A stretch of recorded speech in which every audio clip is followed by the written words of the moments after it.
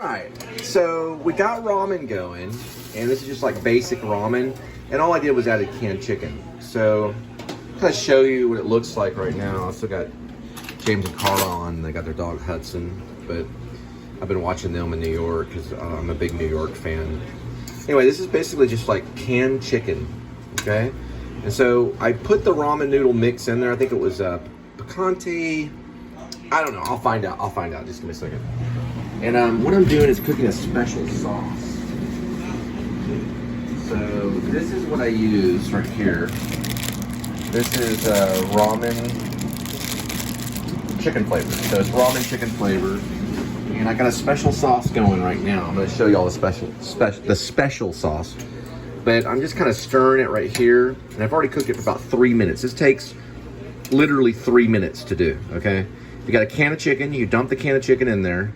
It can be any type of can of chicken, okay? That's why I'm not showing the brand, but it's any kind that you can find. Dump it in there. You can mix it around like this. You got the ramen, add the packet of ramen sauce. I do the whole packet, you don't have to do the whole thing. And that's basically it right here. Now, we're gonna add the sauce. The reason I'm showing this vlog is only because I'm adding the sauce, okay? I don't even know what the sauce is. So it's been cooking for about, I don't know. You can smell it from here. It smells like Japanese food. I picked up a Japanese person today, so that's kind of what I'm celebrating. So there's the sauce, and I'm going to show you the type of sauce it is right here. That's the best I can do on showing you. And I'm going to pour the sauce in here. This is like really thick sauce here. I poured it in there. This is stuff you use for like Japanese food. Okay. I don't know if I can get a brand on it or anything. I just know it's used for a Chinese or Japanese dish. I think it's Japanese. Yeah, because it has like a thick sauce. Okay, so we pretty much have emptied most of that out. Okay, so I've microwaved the sauce. All right. Now we're going to, I don't know. Trying to what to do with the fork.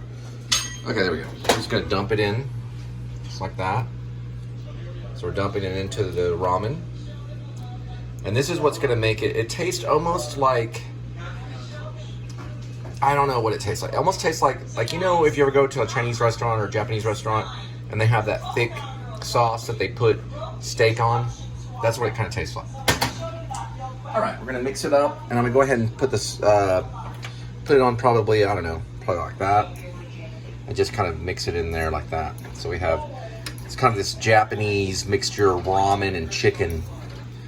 And we're gonna let this kind of go for a little bit, kind of warm in there. So you're kind of making a soup, kind of a ramen soup kind of thing with this taste there. Doesn't that look good? All right. We got chicken in there. We got some of this sauce that we put in there. I don't even know what kind of sauce it is. And we're good to go.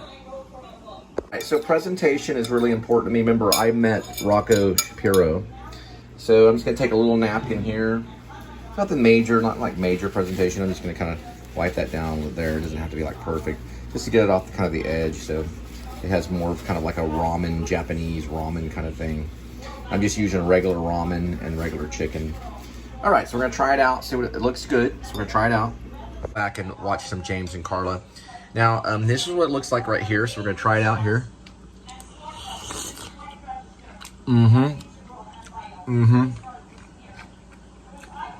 That is much better than just regular ramen. Put some good sauce in there, get some good chicken. You got yourself a really good one. I strongly recommend this. Very, very good. Very good.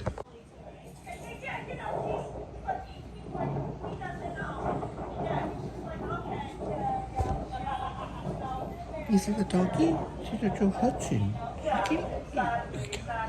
He's super. Look at that kid. Yeah, give it. Give it. Oh. Look at that kitty. Look at that kitty. Look at that kitty.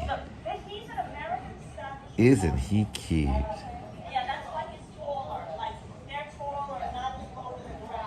Turns into a vampire kitty.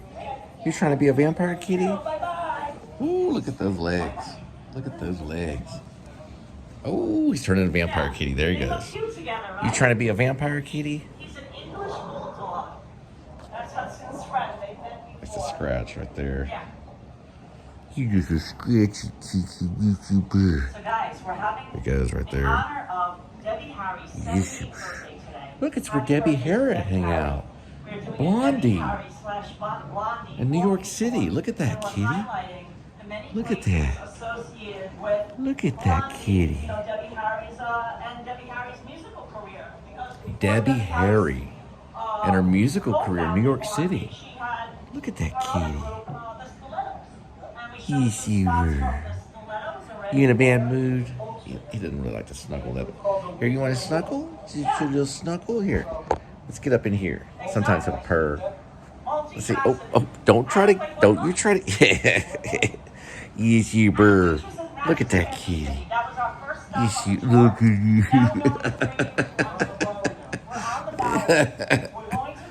Kitty, yes, you burr. Don't resist, kitty. Don't hang on, I'm trying to put it like, okay, hang on. What is it? Oh. Like, the big bad wolf kitty. Yes, you bird. Well, Grandma's house. Where's Grandma? There we go. Yes, you bird. There we go. There's a good kiki. Yes, you bird. Oh, it's gonna bite. We're coming up. There we go. Look at that kitty. Look how happy you are. Here, let's get these some. Here's another thing I like to do. Little grandma kitty. Let's play grandma kitty. Which is 315 Bowery. Watch out. 315 Here we go. Don't claw, kitty. Sometimes he gets really mad. See, oh. He's trying to get away. Let's see.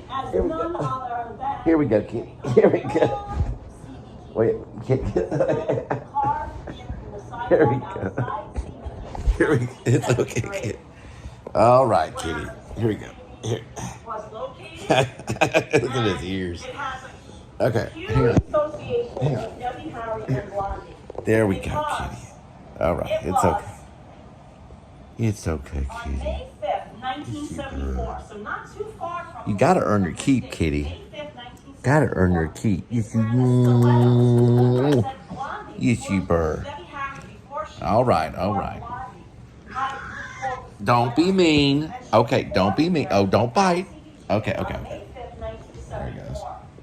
I was trying to get him to where you put his like this.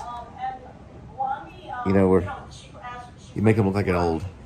We'll do that in a minute. Let me set up the shot. I'll do it. There he is. Look at that little kitty. That's a grandma kitty. That's the grandma kitty that I liked.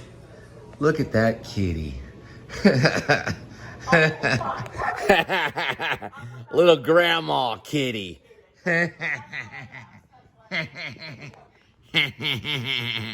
Look at that kitty. See what he does while they go. So guys, you can come in here and What are you doing, kitty? photos. Oh, there he goes. If I can come in and show There he you goes. live stream. But there's Look no at that kitty. Yes, you bird. You're just a good kitty. Yes, you are. Just a good kitty. That's good. Billy, it was not Billy Crystal, Billy Hill. Hilly Crystal from CBGB.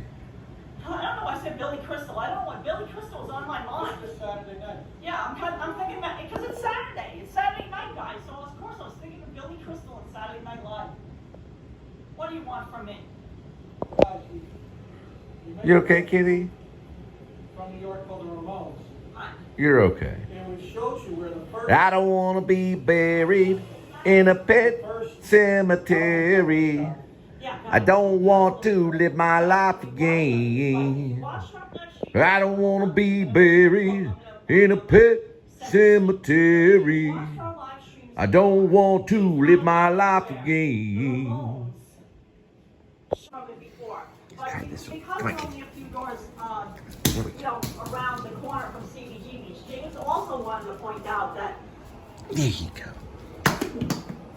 Blondie played with the Ramones many times at CBGB. TVs. And if you are a Ramones fan, you will recall that their album cover, Third album, third album, Rocket to Russia. The album cover is shot right here. Go get it, kitty. Right here. No, it's the wall. Go get it. against the wall. Yeah. I think it was, 254 East 2nd Street. I think it was By Avenue. $18.50. Yeah. We got it free. Yeah. 2 years. I mean, 2nd Avenue and Avenue C. Back then. They're in the Bowery. It was a club called. That kitty, you could stay in Debbie Harris's place for Blondie. Or I'm sorry, Debbie Harry. Debbie Harry. Hey, what are you doing? You were being good earlier, and I turned the camera on. You start. Look at this. I turned the camera on. It goes crazy. You want to go stay in Debbie Harry's Airbnb or Blondie? It's right there. Much fun. I mean, I can't even. For Debbie Harry. Hey, look at this. Isn't that great? Ow, ow. Stop, kitty. Yeah, 439. Kitty. It's like a British. Kitty. He likes to bite. Kitty. Can't even control the cow. Ow. Okay, ow, ow. That's enough. That's enough. That is enough. Stop your clawing. You gotta move back like that. It's okay. Calm down. Calm down. Take a breath.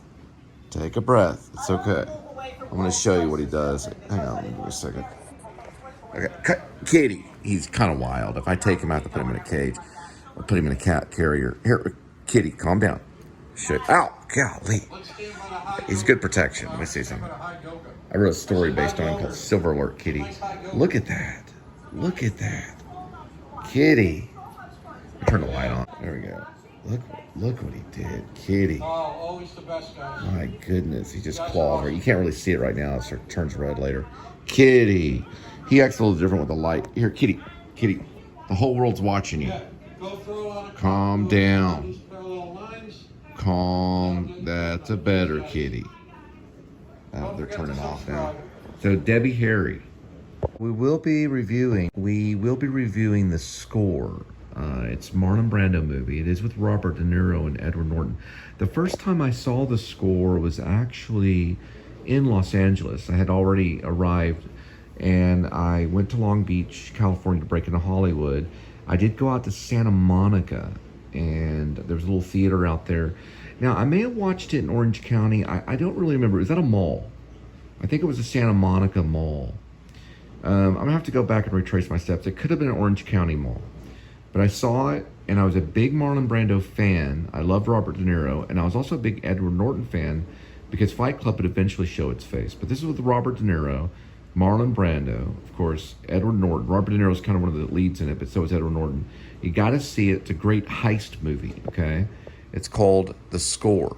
So De Niro plays a high-end thief. I'll get the names later, but he's basically coming back to his place. There's a place that he runs, so I guess if business is bad, then he goes off and steals diamonds, or, you know, let's say if he's under the amount that he needs to keep the joint that he runs, like a jazz place or a bar, basically, then he would go out and thieve precious metals or whatever it may be. And he just robbed a house that had probably nearly priceless diamonds, and they're looking for a buyer. Now Marlon Brando is going to come in a minute, so we're gonna skip here. This De Niro right there is playing one of the head thieves, and then Marlon Brando is kind of an older thief that's in charge of finding buyers. Okay, these are people that will buy their precious metals that they steal.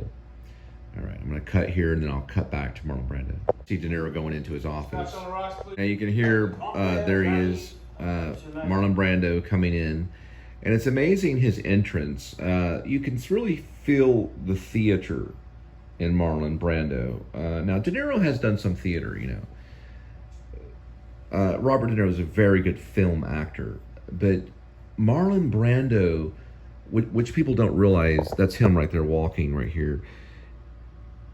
I'm going to go ahead and pause it. Or actually, what I'm going to do is mute it so I can get copyright.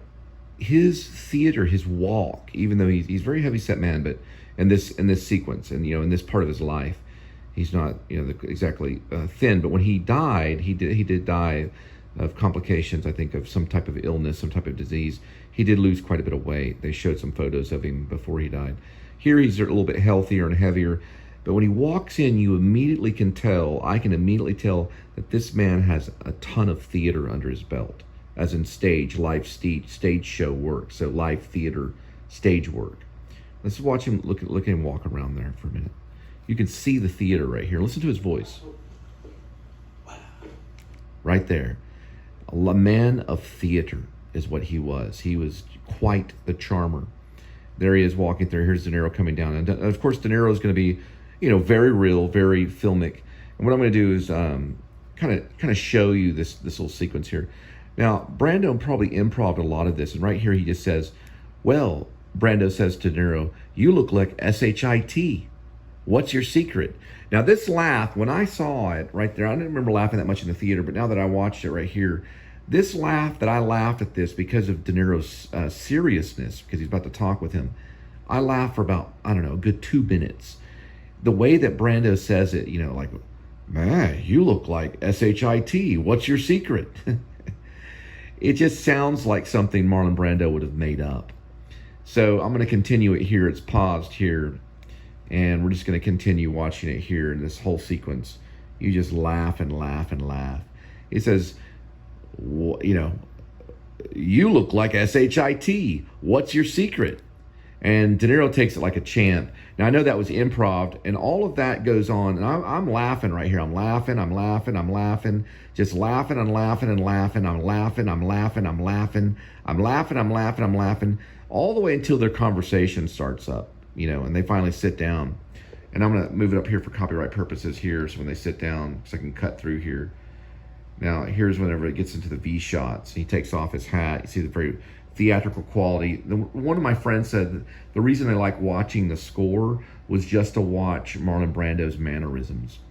All his mannerisms is just amazing. They get this little drink, little style, all this stuff that Brando throws in. Look at the way Marlon Brando's shirt is, where it's all blue, and now look what he's drinking right here. And he, of course, just talks about how he's just got back from Tahiti. So Marlon Brando really brought his own life into the production. He really brought who he was into the production. Of course, De Niro takes it like a champ because he just insulted how he looks, and he's just, you know, and we're going to get to the V shots here for a minute. I just want you to see De Niro's reaction. So he's already insulted him, and now he's drinking with him, which is very, very Marlon Brando.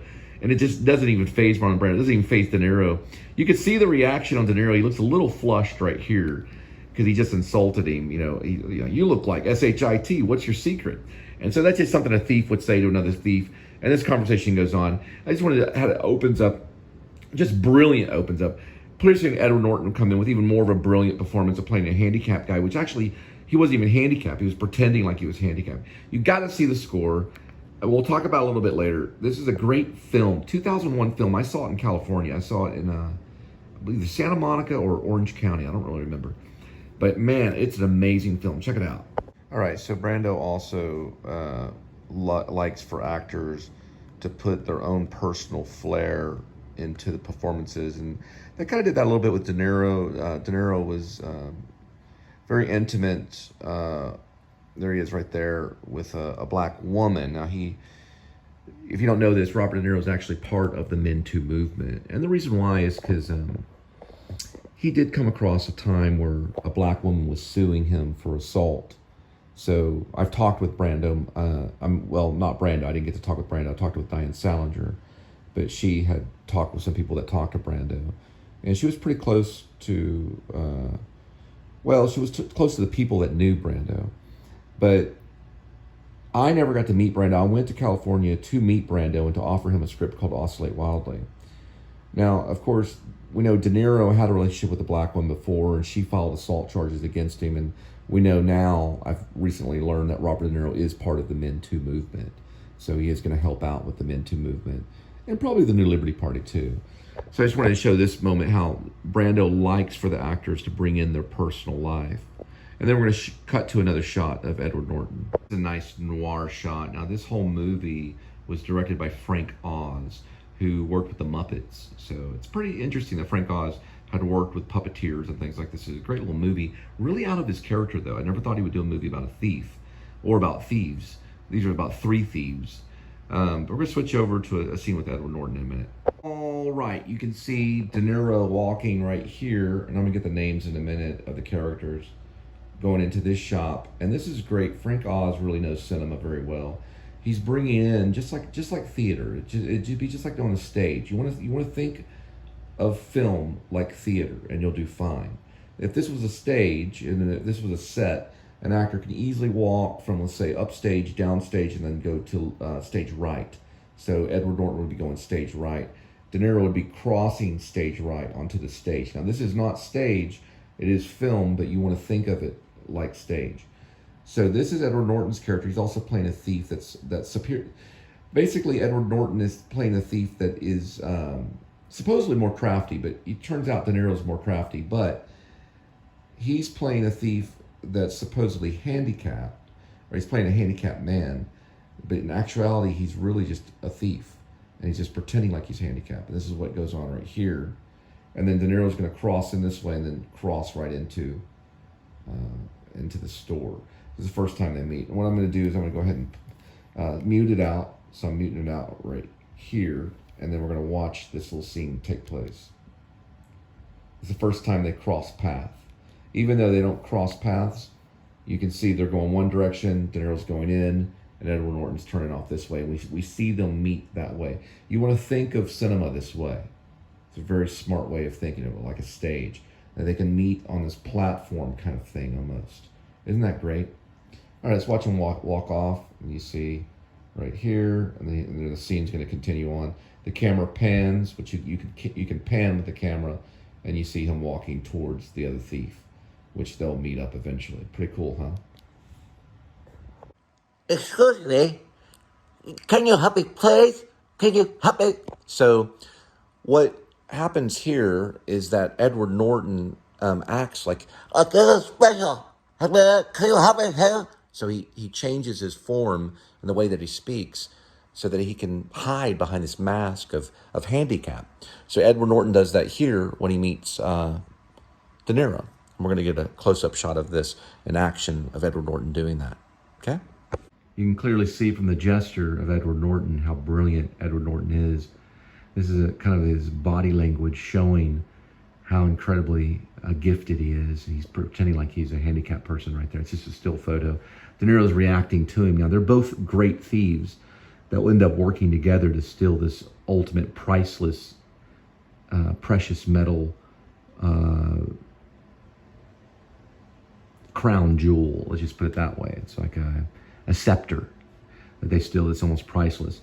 And they have to work together in the end. In the end, he's more crafty, so he outwits this thief who uses his body and his acting. He uses acting to kind of get his way into thievery, and they work together. But this is kind of showing his body language here and how real he is, And then De Niro's reacting to him. It's a great little scene.